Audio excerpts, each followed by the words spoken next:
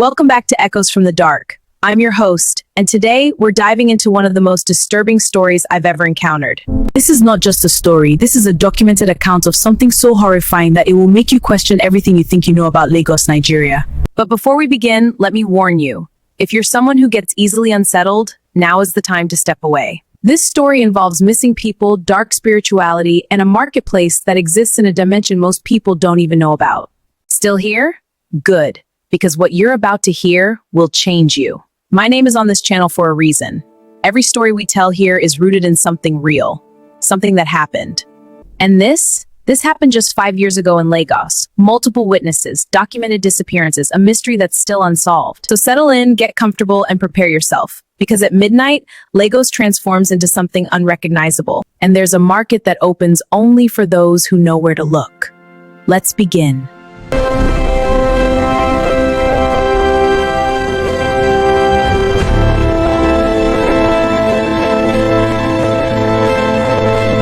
Let me introduce you to Chisom Okafor. At the time of this story, he was 34 years old, married with 2 children, and worked as a street vendor in Lagos.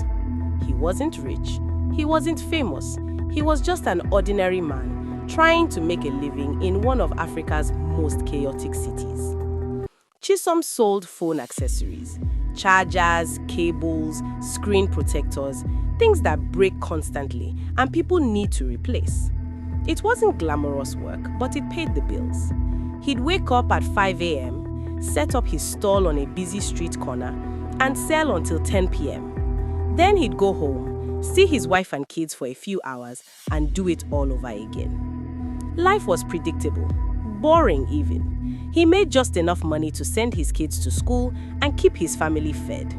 His wife, Amara, wanted him to find a better job. His mother wanted him to go back to school. But Chisom was content. He had a routine, and routine meant safety. That routine changed one night in March. It started like any other Tuesday evening. Chisom was packing up his stall around 9:30 p.m., counting his money, when an older woman approached him. He had never seen her before. She was thin, her skin like leather, her eyes dark and intense. She was dressed in traditional clothing, despite the modern surroundings. "You look tired," she said in Yoruba. Chisom, being friendly, laughed. "Of course I'm tired. I've been here since morning." The woman smiled. It wasn't a warm smile. "There's a place where vendors make more money, much more. Would you be interested?" Now, in Lagos, when a stranger offers you an easy path to money, you're supposed to be suspicious. Everyone knows this. But Chisom was exhausted. His daughter needed new school shoes. His son needed textbooks. The woman's offer was tempting. "Where?" he asked. "The midnight market," she said. "It opens at exactly 12 a.m., but only vendors who have been invited can find it." She handed him a piece of paper with an address written on it. Then she walked away, disappearing into the crowd. Chisom stared at the paper. He knew that address. It was in Lekki, in an area where old warehouses and abandoned buildings clustered together. The area was known for being dangerous. Thieves operated there, people disappeared there. But the woman had seemed so certain. He should have thrown the paper away. He should have gone home to his family. But he didn't. That night, Chisom couldn't sleep. He kept thinking about what the woman had said. Much more money. His family needed that money. His kids needed that money. He was tired of struggling, tired of watching other vendors who sold drugs or stolen goods get rich while he stayed poor. At 11 p.m., he told his wife he was going to check on his stall. He lied. He took the address and headed to Lekki. The area was exactly as he remembered. Dark, empty, dangerous. Abandoned buildings loomed like ghosts. The streets were empty, except for a few drug dealers and homeless people. Chisom checked the address 3 times, but there was nothing there. Just an empty lot surrounded by a chain link fence. He looked at his watch, 11:59 p.m. He decided to wait. What was the worst that could happen? He'd wait 5 minutes and then go home. At exactly 12 a.m., something changed. There's no other way to describe it. The air itself shifted. The temperature dropped. The darkness seemed to deepen. And then, like a curtain being pulled away, a market appeared before his eyes. Chisom was not a superstitious man. He was educated. He had gone to university. But what he saw defied everything he understood about reality. Where the empty lot had been, there was now a sprawling marketplace, hundreds of stalls, hundreds of vendors, thousands of people shopping. Lights hung from strings between buildings. The smell of food filled the air. It was chaotic and vibrant and completely impossible. And it was beautiful. Chisom stood frozen, unable to move. A voice behind him spoke. "You can see it now. You've been invited." It was the old woman. "Welcome to the midnight market. Come, I'll show you where vendors operate." Everything in Chisom's rational mind screamed at him to run, but his desperation was louder. He followed her into the market. The market was unlike anything Chisom had ever seen. The goods being sold were bizarre. Some stalls sold items that seemed normal, clothes, electronics, food, but other stalls sold things that made no sense. One vendor was selling what looked like bottled time. Another was selling emotions in jars. A third was selling memories. Chisom tried to rationalize it. Maybe he was dreaming. Maybe he had hit his head and was hallucinating. But everything felt real. The cobblestones under his feet, the cool night air, the sounds of haggling vendors and laughing customers. The old woman led him to a section where other vendors like him walked.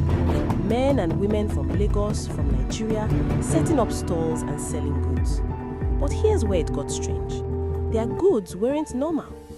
One man was selling luck. Not lottery tickets or lucky charms, actual luck. He'd hand someone a pouch and they'd walk away. A week later, they'd come back and hand over money. The luck had worked. Another woman was selling youth. Bottles of liquid that when consumed made you younger. Not in appearance, in actual youth. Energy, strength, flexibility. A third vendor was selling solutions to problems. Tell him your problem and he'll sell you the answer. "This is where you can make real money," the old woman said. "All these vendors make more in one night than you make in a month. Some make more in a night than you make in a year." Chisom approached one of the vendors, a man named Bessie, who was selling success. "How does this work?" Chisom asked. "Simple. I sell you success, take it home, use it in your business and you become successful. Then you come back and pay me. I take a percentage of your profits." "That's not possible," Chisom said. Kwesi smiled. "Neither is a market that appears at midnight, but here we are." Chisom's mind was reeling. This couldn't be real, but it felt real. And if it was real, if he could really make money like this, everything could change. "What are you selling?" the old woman asked him. "What will you sell here?" Chisom looked around. Everyone was selling something impossible, something supernatural, something that gave people what they wanted. And that's when it hit him. He realized what he should sell. "I want to sell solutions to financial problems," he said. "Like that man, but specifically for money problems." The old man nodded. "That's good. You will do well. Set up your store here. Tomorrow night, the market will open again and your first customer will come." Before Chisom could ask more questions, the old woman touched his shoulder. Suddenly, he was standing alone in the empty lot again. The market had vanished. His watch read 1 a.m. He drove home in a daze. Had that really happened, or was he losing his mind? The next day, Chisom could barely focus on his regular store. He kept thinking about the midnight market, about the vendors selling impossible things, about the money he could make. That night, at 11:59 p.m., he drove back to the lot in Lekki. He parked his car and waited. And at exactly midnight, the market appeared again. This time, he was ready. He had brought a table and some basic materials. He set up his store quickly. Within minutes, his first customer appeared. It was a young woman, probably in her 20s. She looked desperate. "I need to solve my money problems," she said. "I owe loan sharks. They are going to kill me if I don't pay them." Can you help? Chisom didn't know what to say. He didn't have an answer, but somehow words came out of his mouth. Give me your hand, he heard himself say. She did, and he felt something pass from her to him. A weight, a heaviness, her debt, her fear, her desperation, all of it flowed into his hand. And then it was gone. She was smiling, relieved. "Thank you," she said, and handed him money. A lot of money, more than he made in a week of selling chargers. She walked away completely healed of her financial problems. Chisom sat there stunned. What had just happened? How had he done that? More customers came. A businessman worried about a failing company, a woman who had lost everything in a failed investment, a man desperate to pay his medical bills. Each one came to his store desperate and afraid, and each one he somehow fixed. By the time the market closed at 3 a.m., Chisom had made the equivalent of 6 months' salary. He drove home in shock. His hands were shaking. He had done something impossible, and it felt wrong. Not the customer's gratitude, that felt good, but the mechanism of it, the way he had absorbed their problems, the way it had felt like something was flowing out of him into them and then somewhere else. He told his wife he had made a big sale. She was happy. He put the money in a safe place and tried to sleep. Over the next week, something strange happened. Chisom became ill, not physically, but mentally. He couldn't focus. He felt heavy. Dark thoughts started entering his mind, thoughts he had never had before. He looked at his wife differently. Suspicious thoughts appeared. Was she cheating? Was she stealing from him? He knew these thoughts were irrational, but he couldn't stop them. He looked at his children. He felt disconnected, like they were burdens instead of joys. And most disturbing, he started wanting things he'd never wanted before. Money, power, status. The desires consumed him. By the time the next midnight market came around, he was desperate to go back. Night after night, Chisom returned to the midnight market, and night after night, he made more and more money. But each time he went, something changed inside him. The dark thoughts grew stronger. The disconnection from his family grew worse. He started staying out later and later, telling his wife increasingly elaborate lies about late nights at work. After the third week, his wife noticed something was wrong. "Chisom, what's happening to you?" she asked. "You're not yourself. You're cold. You're cruel. You're not my husband anymore." He almost told her the truth, almost confessed about the midnight market, but something stopped him. A voice in his head that wasn't his own, telling him that she wouldn't understand, that she would try to stop him, that he should keep it secret. So he lied more, and the lies grew bigger. Meanwhile, in the midnight market, Chisom's reputation was growing. He had solved problems for hundreds of people now. His store was one of the most popular in the market. Other vendors started treating him with respect. The old woman who had recruited him started asking him to recruit others. She said, "There are people in Lagos who need what we offer. Find them, bring them here, and you will make even more money." Chisom found himself recruiting people, other vendors, other desperate people looking for a way out of poverty. He brought them to the market. Some of them stayed. Some of them made money and became fixtures of the midnight world. But here's the thing that Chisom started noticing. None of them seemed to be happy. They made money, yes, but they looked increasingly hollow, like something was being carved out of them from the inside. He asked one of the other vendors about it, a man named Tunde who had been selling second chances for 2 years. "What's happening to us?" Chisom asked. Tunde looked at him with empty eyes. "We are becoming what the market needs us to be. We came here to get something. Now the market is taking its payment." "What payment?"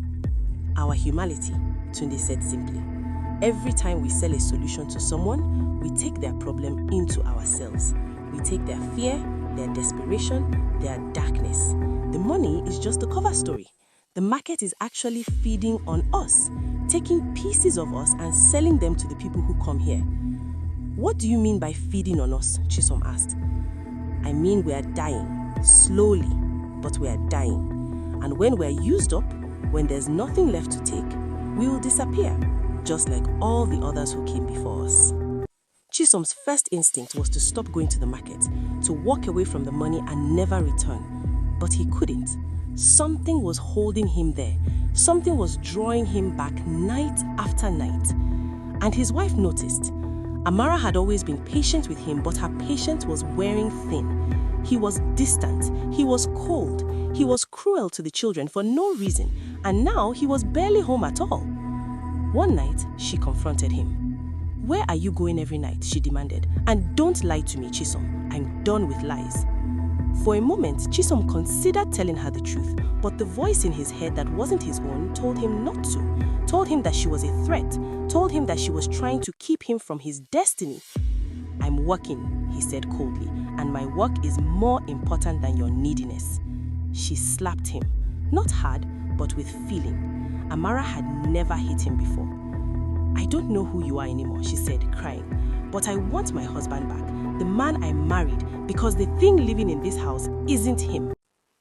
That night, after she went to bed, Chisom made a decision. He needed to talk to the old woman. He needed to understand what was happening to him. When he arrived at the midnight market, the old woman was waiting for him. She was always waiting, he realized, like she knew he'd come. "I need to stop," he told her. "I'm losing my family. I'm losing myself. I need to end this." The old woman smiled, that same non-warm smile she had when she first recruited him. "You can't stop," she said. "No one stops. They all think they will, but they can't. The market has you now." "Then what happens?" Chisom asked. "What happens when I can't take anymore? What happens when I'm used up?" "Then you disappear," the old woman said, "just like the others." And that's when something clicked in Chisom's mind. The old woman had mentioned the others. There were others who had disappeared. "Who?" he asked. "Who else has disappeared?" The old woman didn't answer. Instead, she walked away, fading into the darkness of the market. Chisom suddenly remembered something. A name. A vendor who had been working at the market for months. A man named Yusuf who sold solutions to relationship problems. Chisom hadn't seen Yusuf in 3 weeks. He asked another vendor about him. "Yusuf," the vendor said, looking uncomfortable. "He's gone." "Gone where?" "Just gone. He stopped coming to the market." "That means..." The vendor trailed off, but Chisom understood. It meant Yusuf had disappeared from the real world too. That night, Chisom drove to Yusuf's home address, information that was somehow known to everyone in the midnight market. The house was locked up. Neighbors said they hadn't seen Yusuf in weeks. His family thought he had abandoned them, but Chisom realized the truth. Yusuf hadn't abandoned his family. He had simply ceased to exist. Once Chisom started looking, he found the disappearances everywhere. He began investigating. He talked to other vendors. He asked questions, and slowly, a pattern emerged. Every vendor who worked in the midnight market eventually disappeared. It wasn't random. It followed a predictable timeline based on how much they had sold, how many problems they had absorbed, how much of their humanity they had given away. The fast sellers, the ones who made lots of money, disappeared in months. The slow sellers lasted longer, but eventually, everyone disappeared. And the disappearances were perfect. No bodies were ever found. The people would simply vanish. No one could remember exactly when they had gone missing. It was like they were being erased from reality itself. Chisom calculated his own timeline based on how much he had sold. At his current rate, he had maybe 2 months left before he disappeared completely. This realization should have sent him running away from the midnight market, should have made him go to the police, tell them everything, warn them. But he couldn't, because by now, the market had him completely. He was addicted, not just to the money, to the power, to the ability to solve impossible problems, to the respect he got from other vendors. And in the back of his mind, a dark thought kept growing. If he was going to disappear anyway, why not make as much money as possible before he did? While Chisom was spiraling deeper into the midnight market, his wife Amara was taking action. She had noticed his increasingly erratic behavior, the way he'd disappear at night and come back with large sums of money, the way his personality had completely changed, the way he was destroying their family. She hired a private investigator. The investigator followed Chisom for a week. He drove to the lot in Lekki every night at 11:55 p.m.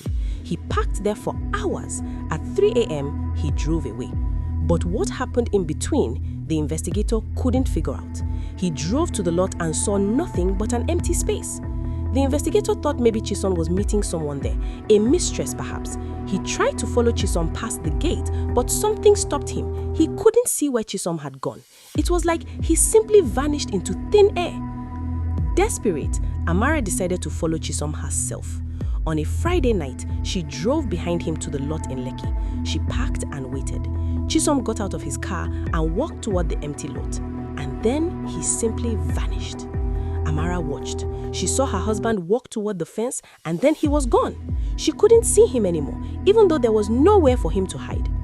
Terrified, she drove home and did something she never thought she'd do. She called the police. The police didn't believe her initially.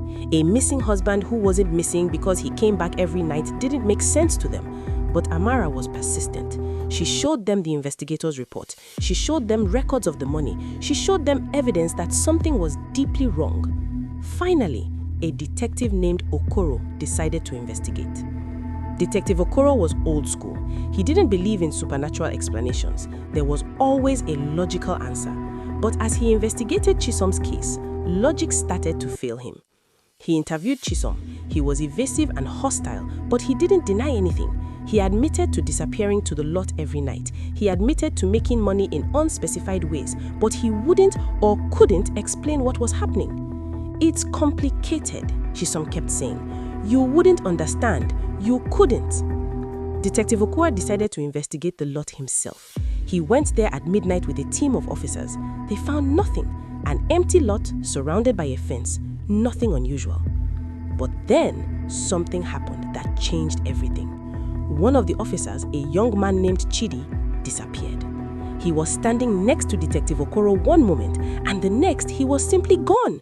The other officers saw it happen. He didn't run away. He didn't fall. He simply ceased to exist. The remaining officers panicked. They fled the lot. Detective Okoro tried to maintain his composure, but he was terrified. The disappearance of Officer Chidi was reported, but there was no explanation for it. How do you explain to your superiors that an officer simply vanished into thin air at midnight in a midnight investigation? Detective Okoro became obsessed with the case. He started researching, and that's when he discovered something shocking. There was a history of disappearances in that area. Going back 40 years, people had been vanishing in that neighborhood. Dozens of them. Usually described as vagrants or criminals, usually not investigated seriously, but a pattern was there. And every disappearance happened near the same location, the lot in Lekki. Detective Okoro dug deeper. He found old newspaper articles about the disappearances. He interviewed family members of people who had gone missing decades ago, and he found something that made his blood run cold. There were testimonials from people who claimed their loved ones had been involved in something called the midnight market, something that appeared at exactly midnight and sold impossible things. An article from 1982 quoted a woman whose son had disappeared. She claimed he had been recruited into some kind of supernatural business enterprise. The police had dismissed her as crazy, but Detective Okoro was starting to believe. He went back to Chisom and showed him the articles. This is an old story, he said. Not just you. Dozens of people have disappeared over decades, all connected to this lot, all connected to what you are calling the midnight market. I need you to tell me the truth. Everything. For the first time, Chisom looked scared, really scared. Not the cold, disconnected fear he had been feeling, but genuine human terror. If I tell you, I'm a dead man, or worse, I'll disappear like the others. If you don't tell me, Detective Okoro said, more people will disappear, including your wife. Something flickered in Chisom's eyes at the mention of his wife, a spark of the man he used to be. And he told Detective Okoro everything. Chisom explained the midnight market. He explained how it appeared at midnight. He explained what the vendors did, how they absorbed problems from customers and sold solutions. He explained how, in doing so, they were slowly being consumed by the market itself. The market wasn't new. It had been operating for decades, maybe longer, and it cycled through vendors. When a vendor was completely empty, when there was nothing left to take, the market disposes of them, sends them somewhere. Where? I don't know. Why? Detective Okoro asked. Why does the market need vendors? What's the purpose? I don't know, Chisom said. I think the market is alive, or something is using the market, something that feeds on human problems, on human darkness. The vendors are just conduits. We absorb the problems from customers, and then something else absorbs them from us. And the disappearances? When a vendor is completely empty, when there's nothing left to take, the market disposes of them, sends them somewhere. Where? I don't know. Detective Okoro leaned back. This was insane. This was completely insane. But he has seen Officer Chidi disappear with his own eyes. He couldn't deny it. We need to stop this, he said. We need to shut down the market. Chisom laughed, a broken, hollow laugh. You can't shut it down. The market will just move. It always does. It's been operating for 40 years in this location. Before that, it was somewhere else. When someone discovers it, it disappears and reappears somewhere new. Then we expose it, Detective Okoro said. We tell the public. Who will believe you? Chisom interrupted. Who's going to believe in a supernatural market that appears at midnight? You'll be laughed out of the police force, and the market will just relocate. But something Detective Okoro hadn't expected was about to happen. His investigation had attracted the attention of someone very important, the family of someone who disappeared 2 decades earlier. The mother, a woman named Mrs. Okonkwo, had lost her son to the midnight market. She had spent 20 years searching for answers, and when she heard through the grapevine that someone was finally investigating the market seriously, she came forward. Mrs. Okonkwo was elderly now, in her 70s, but her mind was sharp, and she had something Detective Okoro didn't, a survivor. Her son hadn't completely disappeared. He had managed to escape the market before he was entirely consumed. It had taken him 15 years, but he had finally broken free. She brought him to meet Detective Okoro. His name was Emeka. Emeka was haunted. That was the only word for it. His eyes were empty in a way that suggested he had seen things no human should see. I worked in the midnight market for 5 years, Emeka said quietly. I sold what the old woman called hope. I'd give people hope for their future, and they pay me. But every time I did, I felt a little less hopeful myself, a little more dead inside. How did you escape? Detective Okoro asked. I didn't at first. I tried to, but the market had hold of me. Every time I tried to leave, I'd find myself there again the next night. It was like a compulsion, like being addicted to something. Then how did you finally get out? My mother, Emeka said, looking at Mrs. Okonkwo with gratitude. She came to the lot one night. She didn't believe me when I told her about the market. I don't think she could even see it. But she believed that something was wrong, that I was suffering, and she did something I'll never forget. He paused, gathering strength. She came to the lot at midnight, even though she couldn't see the market. She just stood there calling my name, over and over. She stood there for hours just calling for me, and somehow her voice reached me. Even though I was in a completely different dimension, I could hear her, and it broke the spell. I heard her voice, Emeka continued, tears now streaming down his face, and I realized what I had become. I realized I had been slowly sacrificing my humanity to a thing that didn't even care about me. And her voice, it gave me something I needed to break free. It reminded me that I was loved, that I was human, that my life had meaning beyond what the market could offer. And when you left, Detective Okoro pressed. I just ran, and I didn't stop running until I couldn't feel the market pulling at me anymore. I made it out of the lot, and when I looked back, the market was fading. It couldn't hold me once I'd broken the spell. Detective Okoro realized something. The market's power isn't absolute. It's based on will, on desire, on desperation. If you no longer want what it's offering, if you have something stronger to hold on to, then you can escape, Emeka finished. That's what my mother gave me. She gave me something stronger than my desire for money or power. She gave me love. She gave me a reason to be human again. This is where the story takes a turn that we didn't expect.